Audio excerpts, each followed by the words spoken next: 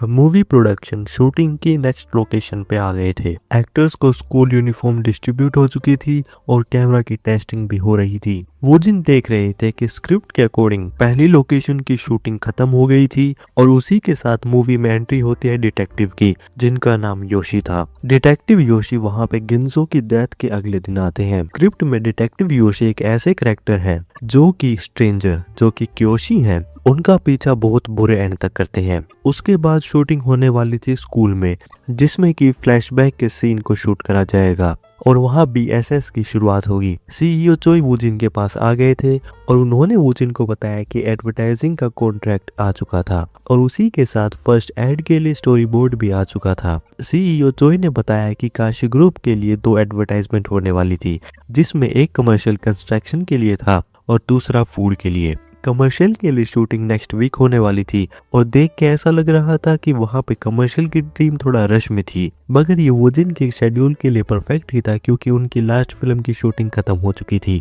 मगर उन्हें director track की मूवी के लिए प्रेस कॉन्फ्रेंस और उसी के साथ प्रमोशंस में भी जाना होगा और उसके बाद लीड्स के ऑडिशंस के लिए भी। ये बातें साइड में रखते हुए सीईओ चोई ने वूजिन को बताया कि वूजिन की परफॉर्मेंस बहुत ज्यादा ग्रेट थी और वहाँ पे जो फिल्म प्रोड्यूसर्स आए थे और साथ ही डिस्ट्रीब्यूटर्स भी, उनका माइंड भी वूजिन की एक्टिंग देख के लूज हो रहा था। वूजिन ने भी जब ये बात सुनी तो वो मन ही मन खुश हुए क्योंकि वूजिन अपनी एक्टिंग में इतना इमर्स थे तो उन्होंने ये चीजें रियलाइज नहीं करी थी। सीईओ चोई और बातें बता ही रहे थे, तभी उनके पास एक कॉल आ गया था और ये कॉल था उन्हीं के ऑफिस से। सीईओ चोई कॉल को उठा रहे थे, लेकिन तभी उन्होंने देखा कि शूटिंग की लोकेशन पे वहाँ पे कुछ फॉरेनर्स थे और उनमें से एक को देख के सीईओ चोई को ऐसा लग रहा था कि उन्होंने एक पर्सन को वहां पहले देखा था और वो भी याद नहीं कर पा रहे कि आखिर वो कौन थे। सीईओ चोई ने कॉल को रिसीव करा, मगर कॉल में सामने से उन्होंने ऐसी बात सुनी कि वो शॉक हो गए। वो दिन शूटिंग के लोकेशन पे खड़े थे, लेकिन तभी पीछे से शांत आवाज में सीईओ चोई आए और उन्होंने वूजिन को अपने पास बुलाया। वूजिन ने सीईओ चोई से पूछा कि क्या कोई प्रॉब्लम थी।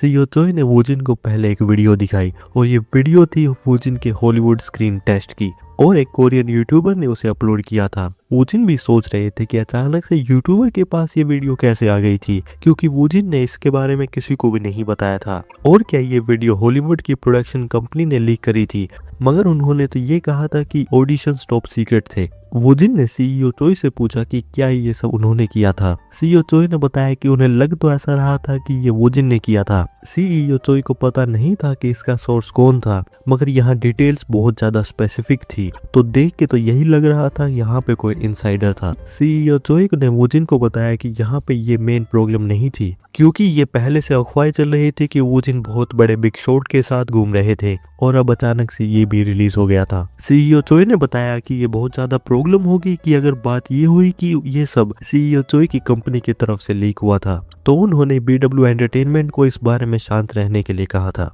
वूजिन भी सीईओ चोई का पॉइंट समझ सकते थे और उन्होंने बताया कि सब कुछ ठीक ही होने वाला था, क्योंकि ऐसा नहीं था कि ये सब उन्होंने रिलीज करा था, तो इस बात के चांसेस ज्यादा थे कि ये हॉलीवुड कंपनी ने ही लीक करा होगा। सीईओ चोई भी सोच रहे थे कि हॉलीवुड प्रोडक्शन कंपनी को इस चीज को लीक करके क्या प्रॉफिट होगा, मगर बात कुछ भी हो, यहाँ पे कोरियन एंटरटेनमेंट न्यूज में एक कियोस आने वाला था। वूजिन ने बताया कि इससे ज्यादा फर्क नहीं पड़ता था, क्योंकि ये एक रियल प्रॉब्लम नहीं थी, तो उन्होंने इसे इग्नोर करने का डिसाइड करा। वूजिन को भी पता था कि जहाँ पे रिस्पॉन्स देने में कोई भी पॉइंट नहीं था, तो वहाँ पे साइलेंस ही बेस्ट आंसर था। वूजिन ये बात सोच रहे थे, तभी उन्होंने फॉरेनर को देखा और उन्होंने फॉरेनर की तरफ पॉइंट करा। सीईओ चोई ने भी बताया कि वहाँ पे वो अचानक से आ गई थी, मगर वो पहचान नहीं पा रहे थे कि उन्होंने फॉरेनर को कहाँ देखा था। वूजिन ने बताया कि वो लेडी लास्ट किल 3 के स्क्रीन टेस्ट में थी और उन्होंने बताया था कि वो कास्टिंग डायरेक्टर थी। सीईओ चोई को भी याद आ गया था और ये हो सकता था कि वो विनर मूवी पिक्चर्स की कास्टिंग डायरेक्टर हो, मगर कोई हॉलीवुड से वहां पे क्यों आएगा। और टाइमिंग भी वो थी जब वूजिन की वहां पे टेस्ट वीडियो लीक हुई थी, तो क्या ये सब एक कोइंसिडेंस हो सकता था। वूजिन भी देख रहे थे कि यहाँ कोइंसिडेंस होने के लिए टाइमिंग कुछ ज्यादा ही थी और ये बातें सच में कुछ ज्यादा अजीब थी। वूजिन ने इस बारे में ज्यादा नहीं सोचा और उन्होंने डिसाइड करा कि वो लेडी से इस बारे में डायरेक्ट ही पूछेंगे। सीईओ चोई भी वूजिन से पूछ रहे थे कि वो कहाँ जा रहे थे। वूजिन लेडी के पास आ गए थे। लेडी ने वूजिन को ग्रीट करा और बताया कि उन्हें पता था कि वो जिन यहाँ पे थे, मगर वो वहाँ पे वो जिन को आके ग्रीट नहीं कर सकती थी। और ये बात अच्छी ही होगी कि वो जिन और उनका कनेक्शन लीक ना हो, तो क्यों ना वो बाद में प्राइवेटली बात करें। लेडी ये सब बातें लो आवाज में कह रही थी, मगर वो जिन ने कहा कि वहाँ पे वही उन्हें ढूंढते हुए आई थी। लेडी ने बताया कि ये बात सच थी, मगर उनका कनेक्शन डायरेक्टर के उतारों से था, तो वो जापान में वहाँ पे उनका काम देखने आई। वो जिन अभी भी लेडी की बात पे डाउटफुल थे, तो उन्होंने लेडी को वहाँ पे दिखाया कि एक कोरियन यूट्यूबर ने एक वीडियो अपलोड करी थी, और उस वीडियो में जिस वीडियो में वो जिन के स्क्रीन टेस्ट की बहुत ज्यादा स्पेसिफिक इंफॉर्मेशन थी। और क्या ये पॉसिबल थी कि उनकी साइड ने ये सब लीक करा था, क्योंकि वो जिन को बताया गया था कि ये सब कॉन्फिडेंशियल था। लेडी और उनकी टीम पैनिक में आ गई और वो बताने लगी कि ऐसा कुछ भी नहीं था और ये सब उन्होंने नहीं किया था। कास्टिंग डायरेक्टर वहां पे पैनिक में चली गई। सीईओ चोई ने वोजिन से पूछा कि कास्टिंग डायरेक्टर ने क्या कहा था। वोजिन ने कहा कि जैसा उन्हें लगा था कि वो इस चीज को इग्नोर ही करें। सीईओ चोई ने कहा कि अगर बात यही थी तो वो खुद कास्टिंग डायरेक्टर से जाके बात करेंगे। वोजिन भी इस बात से थोड़ा टायर्ड थे, क्योंकि उन्हें पता था कि मीडिया इस चीज को लेके एक बहुत बड़ी बात बनाने वाली थी, जिसे सोच के वोजिन के सर में अभी से दर्द हो रहा था। मगर वोजिन ने डिसाइड करा कि वो वहां पे अपनी एक्टिंग पे ही फोकस करेंगे, तो वो ब्लैक स्क्रीन का इस्तेमाल करके अपने ब्लैक स्पेस में चले गए थे। वोजिन जब ब्लैक स्पेस में आए तो उन्होंने देखा कि स्क्रिप्ट के ग्रेड में कोई भी चेंज नहीं आया था, मगर जब वोजिन ने देखा कि वहां पे बहुत सारी स्क्रिप्ट्स थी जो कि डिटेक्टिव एजेंसी से लीज तक थी, तो वो भी देख रहे थे कि उन्होंने बहुत सारे रोल्स को कलेक्ट कर लिया था। तो वोजिन भी क्यूरियस हो गए और सोचा कि क्या ये बात पॉसिबल थी कि क्या वो वहां पे रोल्स को मिक्स कर सकते थे। और वो जिन वहाँ पे जो रोल्स के वर्ल्ड थे उन्हें मिक्स करने की बात नहीं कर रहे थे, वो सिर्फ वहाँ पे सिर्फ रोल्स को मिक्स करने की बात कर रहे थे।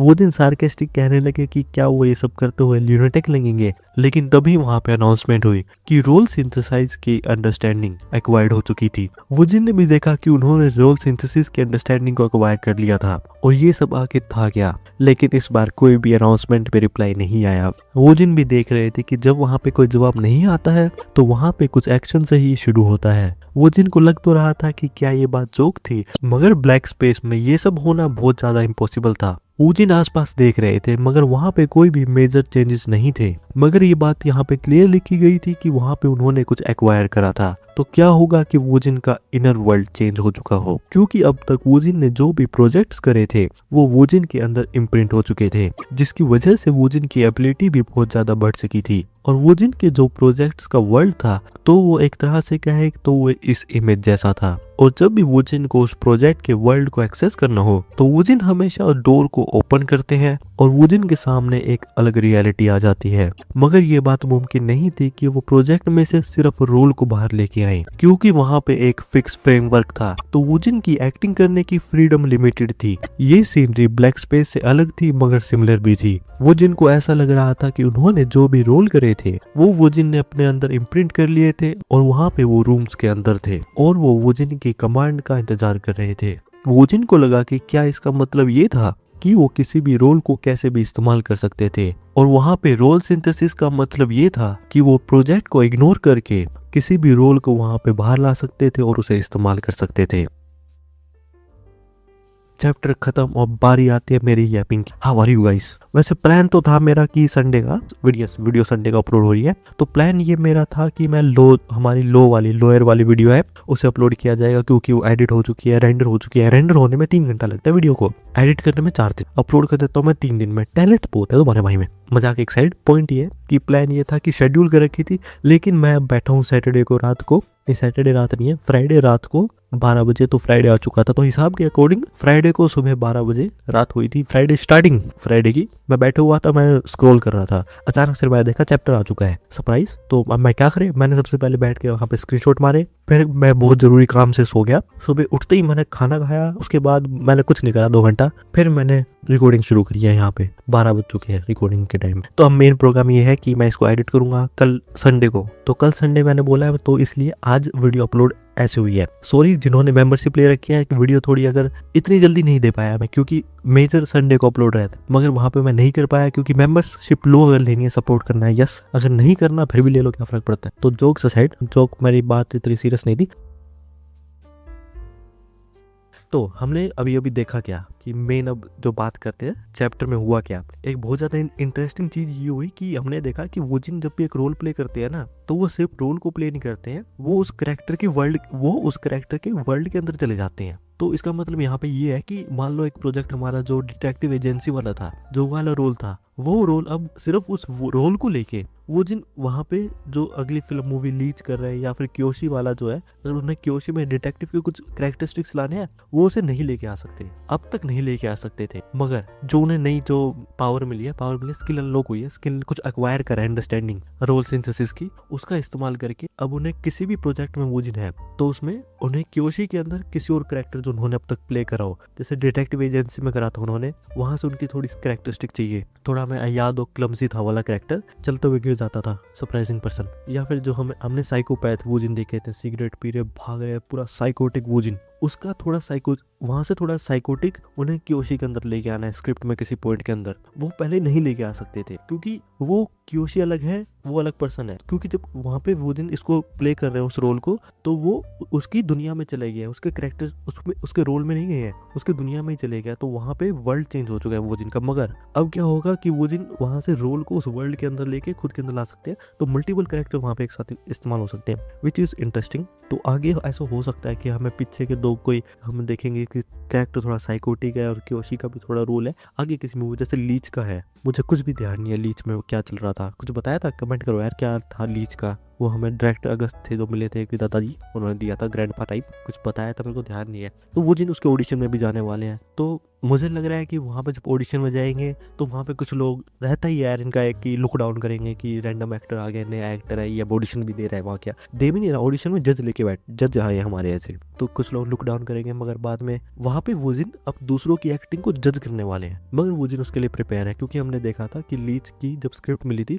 तो वो जिन ने सिर्फ अपने ही रोल के लिए नहीं, बाकी जितने भी रोल थे ना सबके रोल लीव थ्रू कर लिए थे, सबके रोल जी लिए था, तो वो जिन वहाँ पे हर एक रोल को प्ले कर सकते हैं। अब तो वो हर एक रोल को वहाँ पे जज भी कर सकते हैं, तो वहाँ पे कैरेक्टरिस्टिक्स देखेंगे तो हम देख सकते हैं किसी और एक्टर जो एरोगेंस में आएगा, पहले वो जिनको ये समझेगा कि भाई बहुत ही बड़ा खतरनाक एक्टर समझता है बंदा अपने आप को, मगर चांस है कि वो माइंड चेंज हो जाएगा जब वो जिन टिप्स देंगे कि वहाँ पे अपनी एक्टिंग को भैया तुम इम्प्रूव कैसे करोगे, तो वो हो सकता है कि आगे हम ऐसा कुछ देखें। So that was the theories. Subscribe main last, अगर अभी भी वीडियो को देख रहे हो एट दिस पॉइंट, मुझे नहीं पता कितना टाइम हो चुका, जितना भी टाइम हो चुका है अभी तक देख रहे हो तो टाइम स्टैम्प अपलोड करो, नेक्स्ट वीडियो में शॉर्ट आउट दूंगा। मजाक नहीं कर रहा हूँ क्योंकि मुझे नहीं लगता यहाँ तक कोई बैठता है, मैं फालतू में यैपिंग कर रहा हूँ, कोई सुन नहीं रहा है, मैं साइको हो चुका हूँ पूरा, वो जिनका थोड़ा साइकोटिक रोल मेरे अंदर आ चुका है, I have gained role synthesis, मैंने पूरा फ्लिप्सी होके बोला सॉरी। तो मुझे नहीं लग रहा कोई यहाँ पे आगे बैठ के देख रहा है, तो देख रहे हो टाइम स्टैम्प अपलोड करो कि इस भैया आपने यहाँ पे इस बात की एपिंग शुरू करी थी, कोई नहीं देख रहा है, शॉर्ट आउट में पैसे तुम्हारे खुद के है, मैं नहीं ले रहा। Thanks, bye, subscribe.